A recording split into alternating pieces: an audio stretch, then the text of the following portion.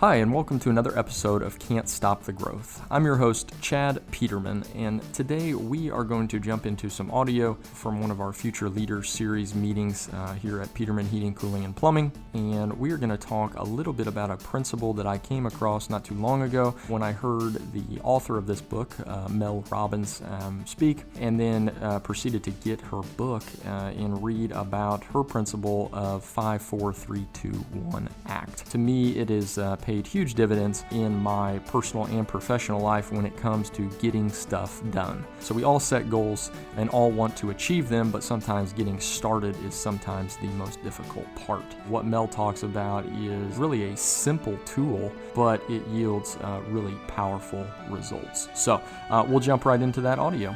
Hope you enjoy. This one I'm excited to talk about because it's been working for me. So that's always good. I'm a test case. I was mentioning to these guys over here, I've even got my wife to do this. So this is earth shattering. Doesn't listen to a ton that I say, but she did listen to this and said that it worked. So really exciting on that front as well. So it is, I'm going to talk a lot, this book here, The 5-Second Rule by Mel Robbins. Unbelievable. Really, it's such a simple thing, but it has made a huge difference just in the last 2 weeks for me since I heard her on a podcast, and she obviously was kind of promoting her book, and so I was like, well, I really like what she's saying, so I'm going to go ahead and get the book. So I ordered it and then read more in depth, listened to a couple more interviews with her, and just really an amazing story. She talks about, how she was kind of down on her luck. They were kind of, her and her husband were kind of backs against the wall, and she kind of discovered this little routine that she does just kind of by accident. And then as she began to see it work for herself, obviously did more investigation into why it was working and the science behind it and, the brain psychology and different things of that nature. So the formula she uses, and what I have been using for the past couple of weeks, is she was laying in bed one morning, and the night before or something like that, she had seen on TV a rocket ship taking off, and the countdown was 5, 4, 3, 2, 1. And so that next morning she wakes up, and she does this to get out of bed, and she speaks about launching herself like the rocket ship out of bed. 5, 4, 3, 2, 1, ACT is her tool that she came up with, and she writes about in the book, and shares a ton of stories of people utilizing it to make a change in their life. So we talked briefly, or a little bit, about how do we get ourselves to do the mundane? How do we get ourselves to really tolerate the monotony of success and what it's going to take to get there? And this 5, 4, 3, 2, 1 ACT has been a thing where when it comes to the little things that need to be done, when it comes to your to-do list, when it comes to that thing you really don't want to do, like wake up is one of them, utilizing this strategy has just, it's been incredible for me because I've used it any time that I'm faced with and something that I don't necessarily feel like doing or want to do or whatever it is. I've used it when I'm working out, like running on a treadmill, like, hey, let's go up to the next speed and just do it. Just act. Getting out of bed. Rather than rolling over or getting an extra 10, 15 minutes of sleep, just get up. Just get up, literally. And it sounds so simple, but what it is doing, and as she explains, is it's giving you control. Oftentimes we think, well, I'm tired because of X, Y, Z. I don't want to get up because I need some more sleep. When really, what this tool does is it gives you the control. I'm going to get up. I'm going to get this done. And you just do it. And so I've really been putting it into practice when it comes to, I'm notorious for, creating this big long list of things to do because there's a ton of things to do. And then by the end of the day, I've got like 3 of them checked off and I'm like, getting frustrated, like, well, how did I not get all this stuff done? And she talks about a concept of that, that it's called the locus of control. And it is the individual's belief system regarding the cause of your experience. So what is the cause of why I'm not getting this stuff done on my to-do list? Why am I in the position I'm in? And obviously, everyone's heard of kind of the victim mentality of, well, I can't do this because of this, or I'm not able to do that. When in reality, gaining that control that you can really do whatever you want, you just have to act. You've got to make it happen. And to me, it's allowed me to access kind of a level that I didn't really know that I had because I was failing to act. You set out all these great intentions, you feel really bubbly about, oh, look at all this stuff that I'm going to get accomplished, but then you don't do it because you don't act on it. And so the one thing I've been doing is anytime I come up to something, and just kind of having it top of mind that, like, I would normally push off, or like, oh, yeah, I don't feel like doing that, I'm just going to do it this afternoon. I just do it. I'm going to do it. I'm going to sit down. I'm going to get knocked out. And what I found is that I get it done in a lot quicker time than I normally would have if I kept pushing it off and pushing it down the road. And I'll do that tomorrow, and maybe this afternoon, or I just don't have time, or whatever it is. Just doing it.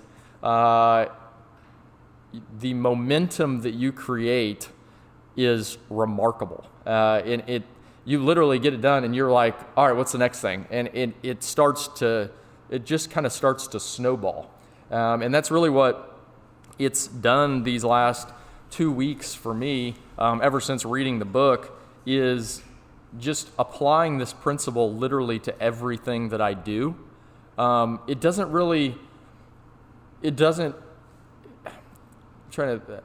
best way, it's so simple that it doesn't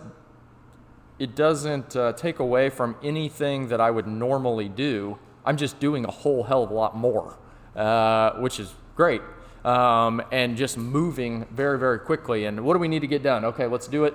Let's keep on moving.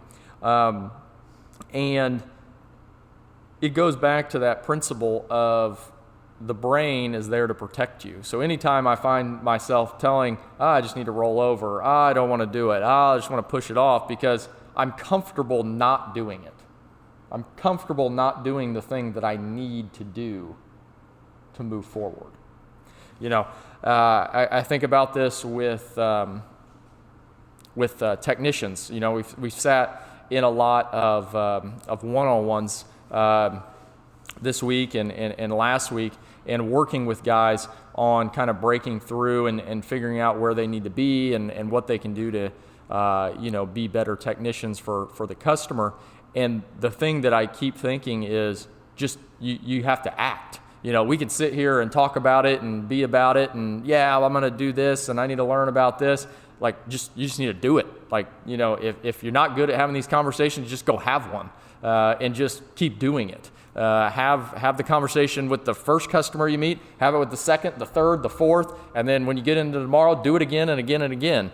And that action, moving forward, has just, you're going to unlock, what Mel talks about is that's how you unlock courage, is through action. You're not going to unlock courage by listening to a motivational speech. You're not going to unlock courage by, we're all, everyone's taking notes and writing down, oh, that's a good point, hey, that's good. And I'm as guilty as anybody. You go to a conference, you got a whole notebook full of great ideas and this, that, and the other. Well, nothing ever happens until you act. And that's sometimes the toughest part, is putting that into action. It's a lot easier just to dream about it, think about it, wonder what that would be like, and kind of fantasize about it. But the hard part is the hard stuff that we have to do to get there. How are we going to make that come to fruition? I look at it as, we're in the midst of kind of launching this water quality initiative, and it's been a program where I feel like we've moved it faster and faster because we're just acting. Like, this needs to be done, let's do it. We need a meeting set, do it. Can they come this afternoon? Can they come tomorrow? When are they going to come? All right, well, we need to meet with them. That's great. Okay, we got the pricing. Okay, let's move to the next one. Let's get people out there. Let's set an appointment. Let's get out in front of a customer. Let's just do all of these things, and that action has just sped up the speed. It's just sped up the process of how we are getting things done. And it's just the one thing I continually think about as you kind of put these actions together and you kind of build this momentum is we all only get one crack at life. We only get one opportunity to become whatever it is that we want to become.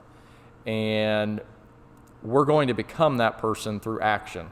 We're going to become that person through the tough things that we work through each and every day. Are we going to face them and continue to get better, continue to become that person that we want to become? Or are we going to just stay in that comfort zone? Are we going to roll over in bed? Or are we going to launch ourselves out of bed and go take some sort of action to move forward, to become whatever it is that we've dreamed about becoming, whatever it is that we've set as a goal, whatever those things are, we have to take action. We've got to do things.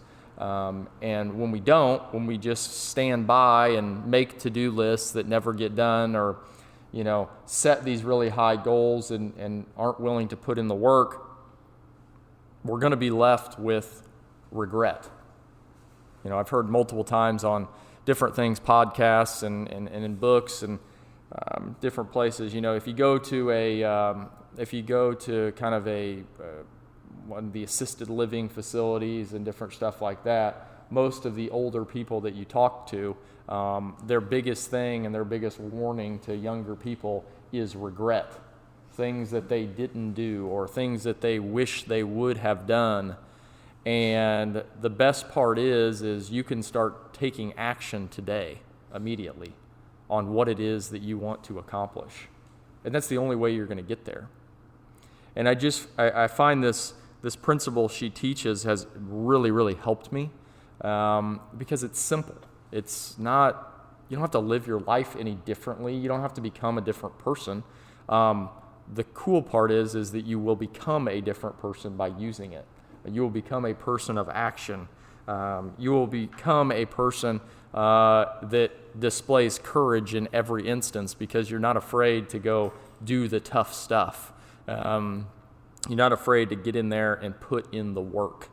And to me, as you keep pushing yourself, that momentum that you create is the scary part. Because once you start rolling it down that hill, it's hard to stop it because you become addicted to getting stuff done. You become addicted to growing, addicted to getting better.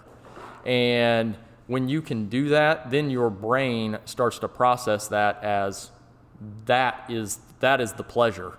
That is what I want to do. You see these people run